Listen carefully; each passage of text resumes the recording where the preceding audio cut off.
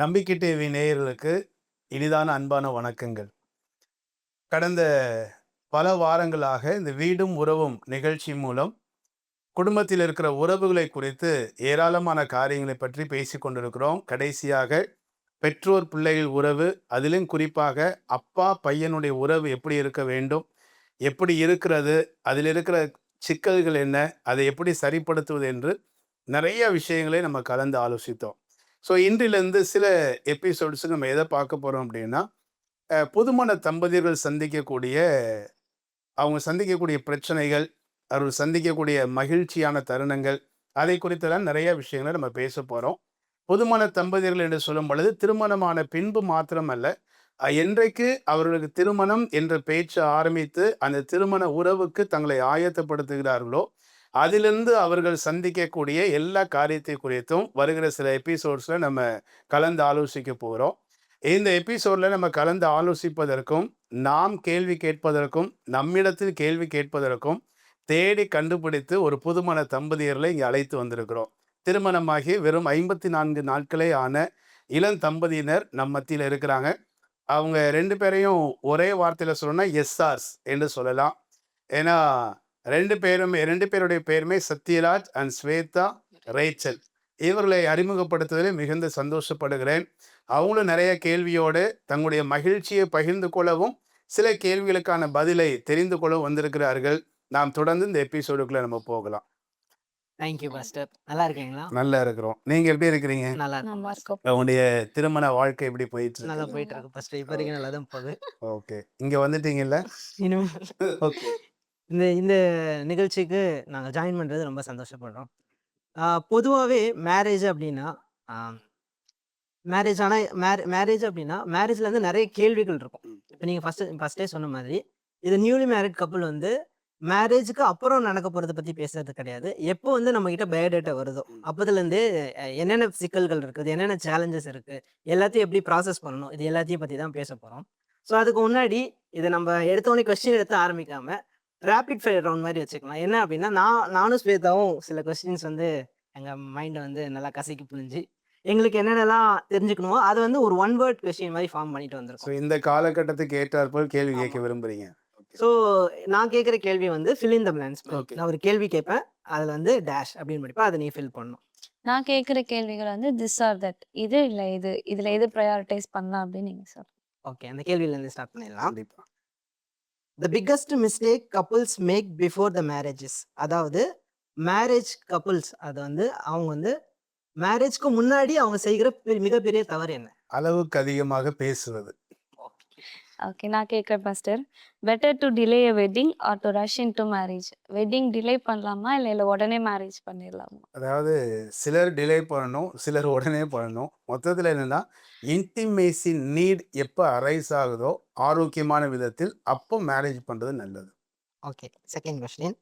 If every couple attended pre marital counselling dash. எல்லாருமே pre marital counselling attend பண்ணிட்டாங்க அப்படின்னா அதோட முடிவு டிவோர்ஸ் ரேட்டு குறையும். கண்டிப்பா அது உண்மைதான் நினைக்கிறேன். Okay, compatibility or commitment? மன பொருத்தம் இருக்கான்னு பார்க்கணுமா இல்ல அர்ப்பணிப்பு இருக்கான்னு? கம்பேட்டபிலிட்டி ஆர் கமிட்மெண்ட்னா ஃபர்ஸ்ட் ப்ரையாரிட்டி கமிட்மெண்ட். அர்ப்பணிப்பு தான் ரொம்ப முக்கியமானது. அர்ப்பணிப்பு இருந்தால் கம்பேட்டபிலிட்டி வந்துடும். ஆல்ரைட். இந்த கொஸ்டின் வந்து இன்ட்ரெஸ்டிங்காக இருக்கும் நம்புறேன். Love without preparation is dash. அதாவது காதல் இல்லாமல் வெறும் ஆயத்தம் மட்டும் இருப்பது dash. It's preparation for failure. தோற்று போவதற்கான ஆயத்தம் என்று அர்த்தம். Correct. Okay, transparency or privacy? ஒளிவு மறைவு இல்லாம இருக்கணுமா இல்ல கொஞ்சம் நமக்கு பிரைவசி இருக்கணுமா? இது ஒரு சிக்கலான கேள்வி. பொதுவாகவே திருமணம் என்றாலே டிரான்ஸ்பரன்சி அப்படின்னு தான் சொல்லுவாங்க. பட் இதை பற்றி நம்ம நிறையாவே பேச வேண்டியது இருக்குது. அதனால இந்த இடத்துல இது அதுங்கிறத விட வர்ற நாட்களில் பேசுவோம் இதை பற்றி.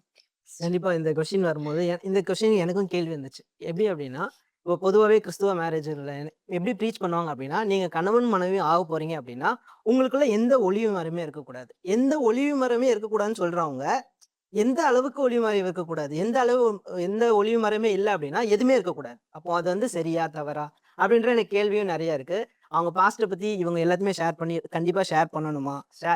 ஷேர் பண்ணா எந்த அளவுக்கு ஷேர் பண்ணணும்? இந்த கொஸ்டின்ஸ்லாம் கண்டிப்பாக இருக்குது. இந்த கொஸ்டினுக்கு நீங்கள் ஆன்சர் பண்ணால் கரெக்டு தான். பொதுவாகவே சொல்லும்போது கணவன் மனைவிக்குள் ஒளிவு மறைவு இருக்கக்கூடாது. இது ஜென்ரல் டேர்ம். பட் ப்ராக்டிக்கலாக பேசும்போது யோசிக்கும்போது எல்லா இடத்துலையும் சாத்தியப்படுமா அல்லது எந்த அளவுக்குங்கிறது நம்ம வந்து இப்போ டக்குன்னு சொல்றதை விட இதை பற்றி விலாவரியாக பேசினா மட்டும்தான் நேயர்கள் அது சரியாக புரிந்து கொள்ள முடியும் நினைக்கிறேன். தேங்க்யூ. ஸோ வரக்கூடிய நாளுங்களில் நீங்களும் அதை கற்றுப்பீங்க நான் நம்புகிறேன். Next question. Before marriage never assume, அதாவது திருமணம் ஆவதற்கு முன்பாக இந்த மாதிரி நீங்கள் கண்டிப்பாக நினைக்கவே கூடாது அப்படின்னா என்ன? திருமணம் ஆயிட்டாலே எல்லாமே கிடைச்சிரும் அப்படின்னு நினைக்கக்கூடாது. ஓகே உண்மைதான் நினைக்கிறேன். நீ என்ன சொல்ல சேத்தா? Okay romance or respect. Respectful romance. The first conversation every engaged couple should have is about. எல்லா கப்புள்ஸும் என்கேஜ்மெண்ட் ஆன பிறகு கண்டிப்பாக ஃபர்ஸ்ட் பேச வேண்டிய காரியம் என்ன? கமிட்மெண்ட்டை பற்றி பேசணும் கண்டிப்பாக. Okay. Okay wedding preparation or marriage preparation. திருமணத்துக்கு தயாராகணுமா இல்லை திருமண வாழ்க்கைக்கு தயாராகணுமா? திருமண வாழ்க்கைக்கு தான் தயாராகும்.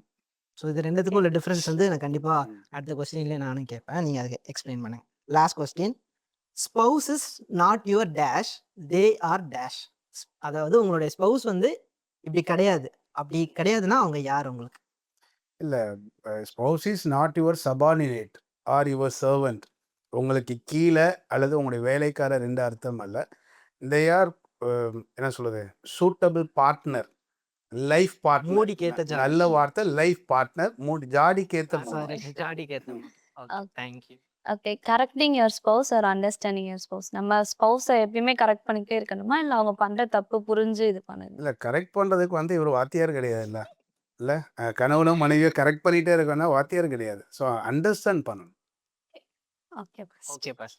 இப்போ கொஸ்டின்ஸ் போகலாம். கொஸ்டின் என்ன அப்படின்னா, இப்போ நம்ம கிட்ட ஒரு பயோடேட்டா வருது அப்படின்னா ஜென்ரலாகவே இப்போ நான் ப்ரிப்பேர் ஆகுது என்ன வச்சு நான் சொல்கிறேன். நான் ஜென்ரலாகவே ப்ரிப்பேர் ஆகும் பொழுது எல்லாத்துக்குமே இந்த எக்ஸ்பெக்டேஷன் ஒன்று இருக்கும். கண்டிப்பாக அது இருக்கும். எனக்கும் அது ஜாஸ்தியாகவே இருந்துச்சு. ஸோ எக்ஸ்பெக்டேஷன் மேரேஜ் லைஃபுக்கும் தொடர்ந்து வர மேரேஜ் பீரியட்ஸ்க்கும் அதில் எவ்வளோ பெரிய வாஸ்ட் ரோல் ப்ளே பண்ணுது நம்ம எல்லாருக்குமே தெரியும். ஸோ இந்த எக்ஸ்பெக்டேஷன் வந்து கொஸ்டின் ஆரம்பிக்கிறேன். மேரேஜ் ஆகிறதுக்கு முன்னாடி எக்ஸ்பெக்டேஷன் இருக்கலாமா? ஒன்று. ஓகே, திருமணம் ஆகிறதுக்கு முன்னாடி எதிர்பார்ப்புகள் இருக்கலாமானா இருக்கலாமாங்கிற கேள்வி இல்லை, எல்லாருக்கும் இருக்கும். ஏன்னா எனக்கு என்னுடைய டீச்சர் ஒருத்தர் சொல்லும்போது ரொம்ப அழகாக சொல்லுவார். என்னென்ன எதிர்பார்ப்புகள் இருக்குங்கிறத அவர் அல்பபெட்டிக் ஆர்டரில் அடுக்குவார். A for age, B for beauty, C for caste, D for dowry, E for education, F for faith, G for gold, H for height அப்படின்னு இசட் வரைக்கும் அடுக்குவார். ஸோ இது இவ்வளோ ஒரு எக்ஸ்பெக்டேஷன்ஸ் வச்சுட்டு மேரேஜுக்குள்ளே போகணும் அப்படின்னா, ஏன்னா எனக்கு அப்படி சில இந்த மாதிரி ஏ டு இசட்டு எக்ஸ்பெக்டேஷன் வச்சுட்டு ஒவ்வொரு பயோடேட்டாவாக ரிஜெக்ட் பண்ணி சிலர் 75 பொண்ணு பார்த்தோம். இப்போ வரை கல்யாணம் ஆகாத சூப்பரான பசங்க இருக்கிறாங்க. ஏன்னா அவங்களுக்கு வயசு 40-42 இருக்கும். இப்போமா அந்த ஏ டு இசட் பார்த்துட்டே இருப்பாங்க. அவர் ஓல்ட் ஏஜில் தான் நடக்குமோ என்னவோ தெரியல. ஆனால் எக்ஸ்பெக்டேஷன் இருக்கிறது தப்பு இல்லை. Is it real? இது ரியலாக இருக்குதா, ரியாலிட்டிக்கு செட் ஆகுமாங்கிறத யோசிக்க வேண்டியது அவசியமாக இருக்குது. Okay boss. நான் இன்னுமே டீப்பாக கேட்குறேன் இந்த கொஸ்டினே. உங்களுக்கு எக்ஸ்பெக்டேஷன் இருந்துச்சா உங்களுக்கு இருந்த எக்ஸ்பெக்டேஷன்? எனக்கு எக்ஸ்பெக்டேஷன் இருந்துச்சுன்னா இருந்துச்சு தான். இப்போது நான் சொல்கிறத விட நீங்கள் தான் நியூலி கப்பிள் மேரேஜில் இப்போ தான் மேரேஜ் ஆகி புதுமண தம்பதியில் இருக்கிறீங்க. உங்களுக்கு என்ன எக்ஸ்பெக்டேஷன் இருந்துச்சு? அதில் என்ன ஏமாற்றம் அடைஞ்சிங்க, என்ன சந்தோஷப்பட்டீங்க? 2 பேருமே ஷேர் பண்ணினா நல்லா இருக்கும். ஓகே, பாலத்துக்கு எம்எல்ஏ போட்டீங்க. ஆல்ரைட். எக்ஸ்பெக்டேஷன் வரும்பொழுது சின்ஸ் நான் மினிஸ்ட்ரியில் இருக்கனால மினிஸ்ட்ரியில் எனக்கு என்னோட பயோடேட்டா கொடுக்கும்போது 3 எக்ஸ்பெக்டேஷன் நான் போட்டிருந்தேன். என்ன எக்ஸ்பெக்டேஷன் அப்படின்னா, ஒன்று வந்து 3 தானா? 3 தான். இசட் வரைக்கும் போல. நீங்கள் சொன்ன மாதிரி A for apple, C for மரம் அப்படிலாம் போடல. பட் தென் எக்ஸ்பெக்டேஷன் இருந்துச்சு, அதில் போட்டது கம்மி. அதாவது ப்ரையாரிட்டைஸ் பண்ணி 3 போட்டு வச்சிருந்தேன். என்னோட பயோடேட்டாவில் 3 போட்டிருந்தேன். என்ன அப்படின்னு 100 விஷயத்தில் 3 மட்டும் ப்ரையாரிட்டைஸ் பண்ணி போட்டீங்க. ஏன்னா எல்லாத்தையுமே போட்டால் கண்டிப்பாக எனக்கு ஏற்ற பொண்ணு கிடைக்குமானா அது டவுட்டு தான். கண்டிப்பாக கிடைக்காது. எக்ஸ்பெக்டேஷனும் ஃபுல் பண்ண முடியாது. எனக்கு இருந்த நான் போட்ட 3 எக்ஸ்பெக்டேஷன் என்ன அப்படின்னா, ஒன்று வந்து நான் மினிஸ்ட்ரியில் இருக்கனால எனக்கு வரப்போகிற பார்ட்னரும் மினிஸ்ட்ரியில் கண்டிப்பாக இருக்கணும். அப்போ மினிஸ்ட்ரிக்கு தேவையான எஜுகேஷன் இருக்கணும். தியாலஜிக்கல் ஸ்டடீஸ் முடிச்சிருக்கணும் ஒன்று. இல்லாட்டி அவங்க வந்து பாஸ்டருடைய கிட்டாக இருக்கணும், பாஸ்டருடைய பசங்களாக இருக்கணும். இப்படி இருந்தாங்கன்னா ஒன்று பாஸ்டருடைய பசங்களாக இருந்தால் அவங்களுக்கு மினிஸ்ட்ரியை பற்றி ஒரு ஐடியா, மினிஸ்ட்ரியில் எக்ஸ்பீரியன்ஸ் இருக்கணும். 2வது வந்து என்ன போட்டிருந்தேன்னா மல்டி லாங்குவேஜ் தெரிஞ்சிருக்கணும். இங்கிலீஷ், தமிழ தவிர்த்து அவங்களுக்கு ஏதாச்சும் ஒரு மல்டி லாங்குவேஜ் தெரிஞ்சா நல்லா இருக்கும். எதுக்கு நாடு நாடா சுத்தி பார்ப்பீங்களோ? இல்ல வேற எங்கனாச்சும் if in case God willing வேற ஸ்டேட்டுக்கு எங்கனாச்சும் போறோம்னா, எக்ஸ்ட்ரா ஒரு லாங்குவேஜ் கத்து வச்சுக்கிறது கொஞ்சம் ஹிந்தி ஆமா அந்த மாதிரி. ஹிந்தி, ஓகே. அதுக்கப்புறம் அது எந்த லாங்குவேஜ் இருந்தாலும் பரவால்ல. ஹிந்தி, மலையாளம் எந்த லாங்குவேஜ் இருந்தாலும் பரவால்ல. ஒரு லாங்குவேஜ் வந்து கண்டிப்பா தெரிஞ்சிருக்கணும் அப்படின்னு பார்த்தேன். 3வது எக்ஸ்பெக்டேஷன் வந்து அவங்க வந்து நான் எந்த இடத்துக்கு போனாலும் விச் மீன்ஸ் இப்போ இங்கேருந்து சென்னையிலேருந்து வேற எங்கேயாச்சும் ட்ரான்ஸ்ஃபர் ஆகி போனாலும், அதுக்கு அவங்க அடாப்ட் பண்ணி ஃப்ளெக்சிபிளா என் கூட இருக்கணும் அப்படின்ற அந்த 3 எக்ஸ்பெக்டேஷன். 3 எதிர்பார்ப்பும் அப்படியே கிடைச்சிச்சா? இல்ல ஏதாவது ஸ்வேதா 3 ஏதாவது ஏமாத்திட்டாங்களா? 3 எக்ஸ்பெக்டேஷன்ல 3மே ஃபுல்ஃபில் ஆகல எனக்கு. ஆ. சொன்னா நல்லா இருக்கும்னு நினைக்கிறேன். ஆ, அதான் ஃபர்ஸ்ட்டு. அவங்களோட அந்த ஃபர்ஸ்ட் எக்ஸ்பெக்டேஷன் என்னால ஃபுல்ஃபில் பண்ண முடியல. ஏன்னா நான் தியாலஜியும் படிக்கல. நான் ஒரு பாஸ்டரோட கிட்டும் கிடையாது. செகண்ட் இது நான் கத்துக்கலாம் இல்ல இப்போ அப்படின்ட்டு அவரு இருக்கேன். கேட்டது தியாலஜி படிச்சிருக்கணும் அல்லது பாஸ்டர் கிட்ட இருக்கணுங்கிறது மினிஸ்ட்ரியல் எக்ஸ்பீரியன்ஸ்க்காக ஆ தான் கேட்டாரு. இது 2மே நான் இல்ல. ஆனா எங்க சர்ச்ல வந்து காட்ஸ் கிரேஸ் நான் ட்ரெயின் ஆயிருக்கேன். ஓகே. அது. தென் செகண்ட் வந்துட்டு மல்டி லாங்குவேஜ் தெரிஞ்சிருக்கணும்னு சொன்னாங்க. எனக்கு தெரியாது. ஆனா என் ஃபேமிலி பேக்ரவுண்ட் தெலுங்கு. ஸோ அவங்களுக்காக கத்துக்கலான்ட்டு இருக்கேன். ஸோ அந்த பிரஷர் இருக்குது. ப்ரெஷர் இல்ல. With love. With love. Okay. ஆமா.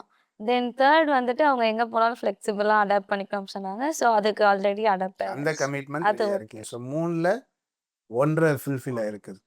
இது 2மே ஃபுல்ஃபில் ஆகல அப்படின்னு சொல்ல முடியாது. அப்ப நீங்களே சொன்ன மாரி கத்துக்கினாலும் சரி, இப்போ நீங்க இந்த பயோடேட்டா வந்திருப்பீங்க. ஃபர்ஸ்ட் போய் பார்த்துருப்பீங்க. ஃபர்ஸ்ட் பேசும்போதே பாஸ்டர் கிட்ட இல்லைங்கிறது பயோடேட்டால தெரிஞ்சிருக்கும். அப்புறம் ஏன் போய் பார்க்க போனீங்க? ஆ விச் மீன்ஸ் ஃபர்ஸ்ட்டு போய் போய் பேசினா நல்லா இருக்குமே! என்னதான் எனக்கு எக்ஸ்பெக்டேஷன் இருந்தாலும், ஃபார் எக்ஸாம்பிள் நான் போட்ட எக்ஸ்பெக்டேஷன் அதாவது பைபிள் காலேஜ் முடிச்சிருக்கணும், பாஸ்டர் கிட்டா இருக்கணும் அப்டின்லாம் தாண்டி அவங்க கூட பேசினா மினிஸ்ட்ரிய பத்தி எனக்கு பேசிக்கா என்ன வேணும்னா, மினிஸ்ட்ரிய பத்தி அவங்களுக்கு ஐடியா இருக்கணும். ஓகே. மினிஸ்ட்ரியல் பேக்ரவுண்ட் இருக்கா அப்டின்னு பார்க்கணும். நான் போய் பேசினேன் ஃபர்ஸ்ட்டு போய் பேசும்பொழுதே, அவங்களுக்குள்ள இருக்க கமிட்மெண்ட் அதுக்கப்புறம் அவங்க மினிஸ்ட்ரியில இருக்க இன்வால்வ்மென்ட் சண்டே ஸ்கூல்ல நான் எடுக்கிறேன், கொயர்ல இருக்கேன் அப்டின்னு நெறைய காரியங்கள் சொன்னாங்க. ஸோ, அப்ப என்ன புரிஞ்சுக்கிட்டேன் அப்டின்னா, என்னதான் அவங்க பைபிள் காலேஜ் படிச்சு ப்ராப்பரா ட்ரெயின் ஆனாலும், அவங்களுக்கு மினிஸ்ட்ரி எக்ஸ்பீரியன்ஸ் இருக்கு அப்டின்றத நான் புரிஞ்சுக்கிட்டேன். So, I okay. Set okay. Okay. So மற்றபடி உங்க பாஸ்டருடைய பிரஷர்னாலலாம் போய் பார்த்து அப்படிலாம் கல்யாணம் கண்டிப்பா பண்ணல. கிடையாது. அப்படிலாம் கண்டிப்பா கிடையாது. பாஸ்டர் பிரஷரும் என்ன போடல. ம். போய் பேசுவோம். நான் உனக்கு அது கிளிக் ஆச்சுன்னா, உன்னுடையதா இருந்துச்சுன்னா அப்டின்னா, உனக்கு உனக்கு கண்டிப்பா வரும்னு சொன்னாரு. என்னுடையது எனக்கு கண்டிப்பா வந்துருச்சு. ஓகே. ஸோ ஸோ அந்த அப்போ இதுலேருந்து நீங்க சொல்றதுலேருந்தே புரியுது. எதிர்பார்ப்பு இருக்கிறது தவறல்ல. ஆஸ் எ ஹியூமன் பீயிங் நம்ம எல்லாருக்குமே எக்ஸ்பெக்டேஷன் இருக்கும். ஆனா இந்த எக்ஸ்பெக்டேஷன்லாம் ஃபுல்ஃபில் ஆனா மட்டும் தான் நான் மேரேஜ் பண்ணுவேங்கிறத விட, என்னுடைய எதிர்பார்ப்பு இது ஆண்டவரே. ஆனா எனக்குன்னு நீங்க என்ன சித்த வச்சிருக்கிறீங்களோ, அத அக்செப்ட் பண்ண நான் ரெடியா இருக்கிறேங்கிற அந்த மைண்ட் செட் இருந்தாலே, அ இப்போ மினிஸ்ட்ரி எக்ஸ்பீரியன்ஸ் இல்லைங்கிறீங்க. இப்போ உங்கள மேரேஜ் பண்ணியாச்சு. கண்டிப்பா மினிஸ்ட்ரி எக்ஸ்பீரியன்ஸ் கெயின் ஆயிடும். எதிர்பார்ப்பு நடந்துருமா? Multi language. லாங்குவேஜ் படிக்க இன்ட்ரெஸ்ட்டா இருந்தா எத்தனை லாங்குவேஜ் வேணாலும் படிச்சுக்கலாம். நீங்க நார்த் இந்தியா தான் போறீங்க. அல்லது வேற ஏதாவது கண்ட்ரில போய் தான் நீங்க மினிஸ்ட்ரி பண்ண போறீங்க. அதுதான் காட்ஸ் வில்னா, அந்த எக்யூப் ஆண்டவரே பண்ணிடுவார். அந்த லாங்குவேஜ கத்துக்க ஆரம்பிப்பீங்க. எல்லாத்துக்கும் மேல ரொம்ப பியூட்டிஃபுல்லானது, ஊழியத்தில இருக்கிறேன். கர்த்தர் என்ன எங்கேயோ அழைச்சிட்டு போறாரோ, என் கூட வர்றதுக்கான கமிட்டடான ஒரு லேடி. அந்த லேடிய ஆண்டவர் உங்களுக்கு குடுத்திருக்கிறார். ஸோ எக்ஸ்பெக்டேஷன் இஸ் ஃபுல்ஃபில்ல. ஆமாம், ஆமாம் பாஸ்டர் கரெக்ட்டு தான். ஆனா இந்த காலகட்டத்திலன்னு வரும்போது, எக்ஸ்பெக்டேஷன் இதுவா மட்டும் இருக்கிறதில்ல. ம். ஃபார் எக்ஸாம்பிள் சொன்னா, அவங்களோட எக்ஸ்பெக்டேஷன் ஃப்ரெண்ட்ஸ பார்க்குறாங்க. ம். இந்த சோசியல் மீடியால நெறையா காரியங்கள பார்க்குறாங்க. எல்லாத்துக்கும் மேல சில டிவி நிகழ்ச்சிகள்லாம் பார்க்குறாங்க. ஸோ இந்த நிகழ்ச்சிலாம் அவங்களுக்கு என்ன பண்ணிருதுன்னா, இவங்க எக்ஸ்பெக்டேஷன் தாண்டி அந்த சோசியல் மீடியா வந்து அவங்கள நெறைய இன்ஃப்ளூயன்ஸ் பண்ணுது. அது அவங்கள என்ன பண்ணுதுன்னா, அன்ரியலிஸ்டிக் எக்ஸ்பெக்டேஷன் ஆக்கிருதோ! அப்டின்றது எனக்கு ஒரு கேள்வியா இருக்கு. இல்ல அத எப்படி டேக்கிள் அது பண்ணலாம்? உண்மதான். இன்னைக்கு இருக்கிற நெறையா மேரேஜ் லைஃப்ல பார்க்குறோம். நெறைய கப்பிள்ஸ பார்க்கும்போது அன்ரியலிஸ்டிக் எக்ஸ்பெக்டேஷன் இருக்குது. அதத்தான் எங்க சார் சொன்னாருன்னு சொல்லல. A for age. ஏஜ் பார்க்குறது okay. For the scientific reason so and so அது ஓகே. B for beauty. பியூட்டிக்கு என்ன டெஃபினிஷன் குடுத்துற முடியும்? அழ கலரா இருக்கிறது தான் பியூட்டி அப்டின்னா, பியூட்டிய பத்தி பேசும்போது கிளியோபாட்ரா பத்தி பேசுவாங்க. கிளியோபாட்ரா வந்து கலரே கிடையாது. கண்டிப்பா. ஆனா, உலக அளவுல அழகுங்கிறது கிளியோபாட்ரான்னு சொல்றாங்க. ஸோ, அப்போ வந்து கலர் வந்து பியூட்டிஃபுல் அப்படிங்கிறதுக்கான டெஃபினிஷன் கலர வச்சு நம்ம குடுத்துற முடியாது. அப்போ எத வச்சு டெஃபினிஷன் குடுக்க முடியும்னா, அவரவர் பார்க்குற பார்வைய பொறுத்து தான். ஸோ, பியூட்டி தான் முக்கியமானா, நமக்கே பைபிள் தெரியும் இல்லையா? பைபிள்ல வசனம் இருக்கிறது. அழகு வீண், சௌந்தரியம் வஞ்சனை உள்ளது. இன்னைக்கு இருக்கிற பியூட்டி எவ்வளோ நாள் இருக்க போகுது? ஏன்னா, தோல் சுருங்குற வரைக்கும் இருக்கும். அது எப்போ சுருங்கும்? நீ போடுற கிரீம பொறுத்து இருக்கு. க்ரீமை போட்டு நிறைய க்ரீம் அப்ளை பண்ணி தேவையில்லாத க்ரீம் போட்டிங்கன்னா 30 வயசுல சுருங்கிட போகுது. ஒன்றுமே போடாமல் இருந்தீங்கன்னா 60 வயசுல சுருங்க போகுது. ஸோ பியூட்டிங்கிறது வந்து நிரந்தரமானது அல்ல. ஸோ இதுக்கு ரொம்ப இம்பார்ட்டன்ஸ் கொடுத்து போகிற ஃபேமிலி சந்திக்கிற ஸ்ட்ரகிள்ஸ் வந்து நமக்கு மட்டும் இல்லை, இதை பார்க்குற நேரில் எல்லாருக்குமே தெரியும். ஸோ அப்படி இருக்குது. கேஸ்டாக இருக்கட்டும் அல்லது டௌரியாக இருக்கட்டும், பணத்தை மட்டுமே மையமாக வச்சு கட்டப்படுற நிறைய வீடுகள். ஸோ எல்லாத்துக்கும் மேலே பைபிளில் சொல்லப்படும் பொழுது புத்தியுள்ள மனிதனா, புத்தியுள்ள ஸ்திரீயா, தன் வீட்டை கட்டுகிற நபராக இருக்கிற அந்த எதிர்பார்ப்பு இருந்தால் போதும். ஸோ அதனால் அன்ரியலிஸ்டிக் எக்ஸ்பெக்டேஷன் இருக்க தான் செய்யுது, இல்லை நம்ம சொல்லலை. ஆனால் அதை பற்றி பெற்றோர்களும் கொஞ்சம் கவனம் செலுத்தணும். குறிப்பாக திருமணம் ஆகப்போகிற பிள்ளைங்களுமே கவனம் செலுத்தணும். ஓகே ஃபர்ஸ்ட் ரொம்ப அழகா சொன்னீங்க. எக்ஸ்பெக்டேஷன் வரும்போது பியூட்டின்ற ஒரு விஷயம் வந்து அது சப்ஜெக்டிவான ஒண்ணு. உங்களுக்கு வந்து பியூட்டி மாறலாம். என்னுடைய இதுக்கு வந்து பியூட்டி மாறலாம். ஸோ ஒரு விஷயம் நேத்து கிளாஸ்ல சொல்லிக் கொடுக்கும்போது நானும் கத்துக்கிட்டது பியூட்டின்றது நான் தான் பியூட்டி. நான் அக்செப்ட் பண்ணிக்கணும். எது வரைக்கும் அவங்களோட எக்ஸ்பெக்டேஷனை அவங்க வந்து பிஃபோர் மேரேஜ்க்கு முன்னாடி திருமணம் ஆவறதுக்கு முன்னாடி ஒரு கப்பல் எது வரைக்கும் அவங்களோட எக்ஸ்பெக்டேஷனை டிஸ்கஸ் பண்ணணும். அதுல என்ன எது வரைக்கும் அப்படின்னா என்ன மீன் பண்றீங்க? அல்லது என்ன அவங்க குறிப்பா இந்த எக்ஸ்பெக்டேஷன் அவங்க கண்டிப்பா டிஸ்கஸ் பண்ணணும் அப்படின்னா எதெல்லாம் நீங்க discuss பண்ணணும்னு இதெல்லாம் கண்டிப்பா அவங்க பேச வேண்டிய இந்த எதிர்பார்ப்பு, சரியான எதிர்பார்ப்பு, சரியான பேசணும் அப்படின்னா, நீங்களே சொன்னீங்க மேரேஜ் பண்ண மினிஸ்ட்ரியில இருக்கிறேன். ஸோ அதனால மினிஸ்ட்ரி கமிட்டடா இருக்கணும், மினிஸ்ட்ரி எக்ஸ்பீரியன்ஸ் இருக்கணும்னு எதிர்பார்க்கறது ஒன்று. அந்த எக்ஸ்பீரியன்ஸ் எப்போனாலும் நம்ம கெயின் பண்ணிக்கலாம். அதுக்கு எல்லாத்துக்கும் மேலே மினிஸ்ட்ரி கமிட்டடாக இருக்கணும். ஆனால் அந்த கமிட்மெண்ட் எதிர்பார்க்குறீங்க. அதே போல் ஒவ்வொரு கப்பலுமே கமிட்மெண்ட்டை பற்றி கொஞ்சம் பேசினா நல்லா இருக்கும். ஏன்னா இன்னைக்கு இருக்கிற நிறைய திருமணங்கள் ஃபெயிலியர் அதுக்கான ரீசன் என்ன அப்படின்னா கமிட்மெண்ட் இல்லாமல் போகிறது தான். ஹாப்பியாக இருக்கிற வரைக்கும் இருப்பேன். எப்போ எனக்கு என்னுடைய சந்தோஷம் எங்கே பாதிக்கப்படுறது போல் இருக்குதோ அப்போ நான் விட்டுட்டு போயிடுவேன் அப்படின்னா அதில் கமிட்மெண்ட்டே இல்லை. ஒரு கான்ட்ராக்ட் பேசிஸில் அது போல் மேரேஜ் போதுங்கிற மாதிரி தோணுது.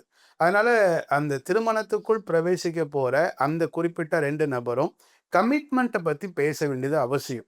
எந்த சூழலாக இருந்தாலும் நம்ம 2 பேரும் சேர்ந்து இருக்கணும், அதுக்கு நம்ம என்ன ஒர்க் அவுட் பண்ணலாம் அப்படிங்கிறத பற்றி கமிட்மெண்ட்டை பற்றி அவங்க பேச வேண்டியது ரொம்ப ரொம்ப அவசியமான. இதுல இருந்து இன்னொன்னு கேட்குறேன். நீங்க உங்களுடைய மேரேஜ் கண்டிப்பா நீங்க எக்ஸ்பெக்டேஷன் வச்சிருப்பீங்க. ஸோ கமிட்மெண்ட்டை பத்தி நீங்களும் ஆன்ட்டியும் பேசின ஒரு காரியம் எந்த விஷயத்தை பத்தி பேசி எக்ஸாம்பிளோட சொன்னா நல்லா இருக்கும். ஓகே. ஸோ நானுமே ஆப்வியஸாக மினிஸ்ட்ரியில் தான் இருக்கிறேன். எனக்கு மேரேஜ் ஆகும்போது நான் மினிஸ்ட்ரியில் தான் இருந்தேன். ஸோ எங்களுக்கு மேரேஜ்னு சொல்லி ஃபிக்ஸ் ஆகும்போது நான் 2-3 கொஸ்டின் என்னுடைய ஒய்ஃப்கிட்ட கேட்டேன். நான் என்ன கேட்டேன்னா, முதல் கமிட்மெண்ட்டில் ஃபஸ்ட்டு மினிஸ்ட்ரி. ஆண்டவர் என்னை எங்கே அனுப்புகிறாரோ, ஏன்னா 26 இயர்ஸுக்கு முன்னாடி நம்ம வந்து இப்படிலாம் இருப்போம்னு எதிர்பார்க்க முடியாது இல்லையா? தேவன் நம்மளை எப்படி நடத்துகிறாரோ, ஸோ என்னோட சேர்ந்து நீ ஊழியம் செய்யறதுக்கு ரெடியா? ஏன்னா அந்த டைமில் வந்து என்னை விட அவங்க தான் அதிகமாக படிச்சிருந்தாங்க. நான் பேச்சுலர்ஸ் இன் தியாலஜி முடிச்சிருந்தேன், அவங்க மாஸ்டர் ஆஃப் டிவினிட்டி முடிச்சிருந்தாங்க. ஸோ அவங்க பைபிள் காலேஜில் டீச் பண்ணுறதுக்கான எலிஜிபிள் பர்சன். நான் சர்ச் பாஸ்டராக இருக்கிறதுக்கான பர்சன். ஸோ அப்படி இருக்கும்போது இது ஆண்டவர் என்ன எங்கே இது வந்து ஆணாதிக்கம் அப்படி கிடையாது. But according to the Bible ஒரு கணவனை தேவன் எப்படி நடத்துகிறாரோ மனைவியும் கணவனும் இசைந்து அந்த தேவ சித்தத்தை நிறைவேற்றணும். அதுக்கு நீ ரெடியா அப்படின்னு கேட்டிருந்தா அவங்க வந்து 100% ஓகே நான் அதை கமிட் பண்ணுறேன் அப்படின்னா. அடுத்து இன்னொன்று என்னென்னா, என்னோட மேரேஜுக்கு முன்னாடி என்னோட எல்டர் சிஸ்டர் இறந்துட்டாங்க. அவங்களுடைய 2 பிள்ளைங்க என்னுடைய டேக்கப் பண்ணணும் அப்படிங்கிற ஒரு கட்டாய சூழல் இருந்தது. அதனால் பிஃபோர் மேரேஜே சொல்லிட்டேன். Already I have 2 child. என்னோடய அக்கா பிள்ளைங்க இருக்கிறாங்க. அவங்க 2 பேரையும் நம்ம தான் வளர்க்கணும். அவங்களுடைய ஃப்யூச்சர், அவங்களுடைய மேரேஜ், அவங்களுடைய செட்டில்மெண்ட் வரைக்கும் நம்ம தான் கவனிக்கணும். ஸோ நீயும் அந்த பிள்ளைங்களா நீ பார்த்து அந்த கமிட்மெண்ட் உனக்கு கொடுக்க ரெடியா? ஸோ இது 2வது நான் சொன்ன எதிர்பார்த்த கமிட்மெண்ட். 3வது நான் வந்து எனக்கு 2 அக்கா, நான் ஒரே பையன். அப்போ ஆட்டோமேட்டிக்காக நம்மளுடைய பேரண்ட்ஸை நம்ம கவனிக்க வேண்டியது இருக்கும். அவங்க கடைசி வரைக்கும் நம்ம தான் கவனிக்கணும். அதனால் என்னுடைய பேரண்ட்ஸையும் நம்ம கவனிக்கணும். நாட் ஓன்லி மை பேரண்ட்ஸ், உன்னோட பேரண்ட்ஸையும் நான் கவனிக்க ரெடியாக இருக்கிறேன். பட் இந்த சைடு நம்முடைய கமிட்மெண்ட் ஜாஸ்தியாக இருக்கணும், அது உன்னுடைய கையில் இருக்குன்னு சொல்லும்போது 3க்குமே அவங்க ஓகே பண்ணாங்க. நாங்கள் மேரேஜ் முடிச்சு 25 இயர்ஸ் கம்ப்ளீட் பண்ண போகிறோம். இப்போ வரைக்கும் அந்த கமிட்மெண்ட்டில் வந்து சிங்கிள் பர்சன்டேஜ் கூட என்னோடய ஒய்ஃப் வந்து மாறவே இல்லை. ஸ்டில் இப்போ வரைக்கும் 3 கமிட்மெண்ட்டுமே கரெக்டாகவே இருக்கிறாங்க. அது ரொம்ப ஹாப்பியாக இருந்தது. அதை பற்றி பேசுனது தான் இந்த 25 இயர்ஸ் ஜேர்னியில் நிறைய விஷயங்கள் சில நேரம் அப்ஸ் அண்ட் டவுன்ஸ் வரும்போது இந்த கமிட்மெண்ட்டை மட்டும் அப்பப்போ கொஞ்சம் ரிமைண்ட் பண்ணும்போது எங்களுக்கு அது பூஸ்டப்பாக இருக்கும். அந்த கமிட்மெண்ட்டை விட்டு கொஞ்சம் கூட அவங்க விலகலைன்னு சொல்லும்போது நமக்கு ஆட்டோமேட்டிக்காகவே அஃபெக்ஷன் லவ் வந்து இன்க்ரீஸ் ஆகிடும்.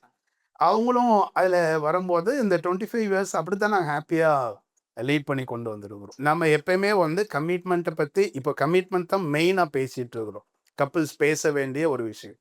2வது பேச வேண்டியது என்ன, 2வதுமே அது சொல்லாமே நானே சொல்லிட்டேன். 2வது ரோல்ஸ் அண்ட் ரெஸ்பான்சிபிலிட்டி. ஸோ என் ஒய்ஃப்ட்ட கேட்ட அந்த 3மே கமிட்மெண்ட்டுங்கிற ஒரே கேட்டகரியில் வந்தால் கூட அஸ் அ டாட்டர் இல்லை, ஒரு மருமகளா அல்லது என்னுடைய மனைவியா நீ செய்ய வேண்டிய ரெஸ்பான்சிபிலிட்டி என்ன? என்னுடைய சிஸ்டர்ஸோடைய பிள்ளைங்களை கொண்டு வரணும், என்னுடைய பேரண்ட்ஸை பார்த்துக்கணும், அதில் உன்னுடைய ரோல்ஸ் என்ன, உன்னுடைய ரெஸ்பான்சிபிலிட்டி என்ன? ஸோ இந்த ஏரியாவையும் நம்ம கிளியர் பண்ணிக்கணும். ஸோ கிளியர் பண்ணிக்கணுங்கிறத விட இதை பற்றி பேசணும். ஏன்னா இன்னைக்கு நிறைய பேருக்கு என்ன தெரியலன்னா, what is my role, what is my responsibility அது தெரில. மேரேஜ் பண்ண உடனே பட்டர்ஃப்ளை பறக்கும், ஹாப்பியாக இருக்கலாம். ஹனிமூன் பீரியட் முடிஞ்ச உடனே ரோல்ஸ் அண்ட் ரெஸ்பான்சிபிலிட்டி எடுத்து தான் ஆகணும். ஸோ அப்படி எடுத்து ஆகணுங்கிற கட்டாய சூழல் வரும்போது ரெஸ்பான்சிபிலிட்டி இன்னைக்கு இருக்கிறவங்களே எப்பயுமே ரெஸ்பான்சிபிலிட்டி எடுக்க நிறைய பேருக்கு பயமாக இருக்குது. ஆனால் but we have to take responsibility. கண்டிப்பாக நான் அந்த பொறுப்பை எடுத்து தான் ஆகணும். Because this is my role, this is my ரெஸ்பான்சிபிலிட்டிங்கிற புரிதல் வந்துருச்சுன்னா இந்த புரிதலை பற்றிலாம் பேசணும். பிஃபோர் மேரேஜ் அந்த என்கேஜ்மெண்ட்டுக்கும் மேரேஜுக்கும் இடையில இருக்கும்போது இந்த இதெல்லாம் பற்றி பேசினா அது ரொம்ப ஹெல்த்தியாக இருக்கும், நல்லா இருக்கும். கமிட்மெண்ட், இன்னொன்று வந்து ரெஸ்பான்சிபிலிட்டி. இந்த கமிட்மெண்ட்டே நீங்கள் சொல்லும் பொழுது இப்போ நீங்கள் ஒரு எக்ஸாம்பிள் சொன்னீங்க, நான் எந்த இடத்துக்கு போனாலும் நீங்களும் அந்த இடத்துக்கு வந்து வரணும், இது ஆண் ஆதிக்கம் கிடையாது அப்படின்னு. இதில் நிறைய பேர் என்ன தவறாக புரிந்து கொள்ள வாய்ப்பு இருக்குது அப்படின்னா, அப்போது ஸ்பௌஸோட என்னுடைய இப்போ ஸ்வேதா அந்த இதெல்லாம் இருக்கா, ஸ்வேதாவோட விஷன் என்னாச்சு? இப்போ நான் போகிற இடத்துக்குலாம் வேணா அப்போ ஸ்வேதாக்குன்னு ஒரு விஷன் இருக்கும், அந்த விஷன் என்னாச்சு அப்போ அப்படின்னு ஒரு கேள்வி வரும். இல்லை, இப்போ நம்ம 2 பேருமே வந்து மினிஸ்ட்ரி ஃபோக்கஸ்லேயே பேசிகிட்டு இருக்கிறோம். நம்முடைய நேயர்கள் எல்லாருமே மினிஸ்ட்ரியில் இருக்கிறவங்க கிடையாது. ஸோ நிறையா ஜென்ரலாக ஜாப்பில் இருக்கிறாங்க. ஸோ அதெல்லாம் நம்ம பார்க்கும்போது என்னதான் எனக்குன்னு ஒரு விஷன் கொடுத்துருக்கிறாரு, என் ஒய்ஃபுக்குன்னு ஒரு விஷன் இருக்குது. நாட் ஓன்லி இந்த மினிஸ்ட்ரி, ஜென்ரலாகவே ஒரு கணவன் ஒரு ஹஸ்பண்ட் ஒய்ஃப் இருக்காங்கன்னா 2 பேருக்குமே வந்து அவங்களுடைய கரியர் இருக்கும், அவங்களுடைய ஃபியூச்சர் இருக்கும், அவங்க தங்களை லிவ் பண்ணணுங்கிற தாட்ஸ் இருக்கும், விஷன் சொன்னா அவங்களுடைய கோல்ஸ் பத்தி கோல்ஸ் இருக்கும். ஸோ அதெல்லாம் எடுக்கும்போது இதுல கணவன் மனைவி 2 பேருமே ஒருத்தருடைய கரியருக்கு இன்னொருத்தர் இம்பார்ட்டன்ஸ் கொடுக்க வேண்டியது எசென்சியல், அவசியம். இப்போ நான் சொன்னேன், எங்கே போனாலும் நீ வர ரெடியாக இருக்கிறியான்னு கேட்டிருந்தேன். ஆமான்னு சொன்னாங்க. ஆனால் இனிஷியலாக பார்த்தீங்க அப்படின்னா அவங்க பைபிள் காலேஜ் டீச் பண்ணுறதுக்கு ஒரு இடத்துக்கு போக வேண்டியிருந்தது. அந்த ஏரியாவில் தான் நான் மினிஸ்ட்ரி பண்ணேன். 10 இயர்ஸ் அப்படி தான் பண்ணோம். அதுக்காக அவங்க பின்னாடி நான் போயிட்டேன் அப்படின்னு அர்த்தம் இல்லை. தேவன் அதுக்கேற்றாற்போல் நடத்தினாரு, அங்கே போய் மினிஸ்ட்ரி பண்ணோம். ஆஃப்டர் 10 இயர்ஸ் சடனாக சர்ப்ரைசிங்காக இன்னொரு டிரான்ஸ்ஃபரில் வர வேண்டி இருந்தது. இப்போது பாஸ்டருங்கிற இம்பார்ட்டன்ஸ் கொடுத்துட்டு இப்போ அவங்க சர்ச் மினிஸ்ட்ரியில் அவங்களோட இன்வால்மெண்ட் இருக்குது. பட் ஸ்டில் 2 பேருமே நாங்கள் எதில் இருக்கோம்னா டீச்சிங்கில் இருக்கிறோம். எங்கள் கரியர் யாருடைய கரியரையும் யாருக்காகவும் நாங்கள் வந்து விட்டு கொடுத்துட்டோம் அப்படிலாம் இல்லை.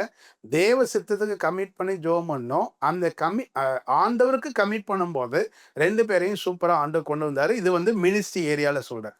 இது போல் நான் நிறைய கப்புள்ஸை பார்த்துருக்குறேன்.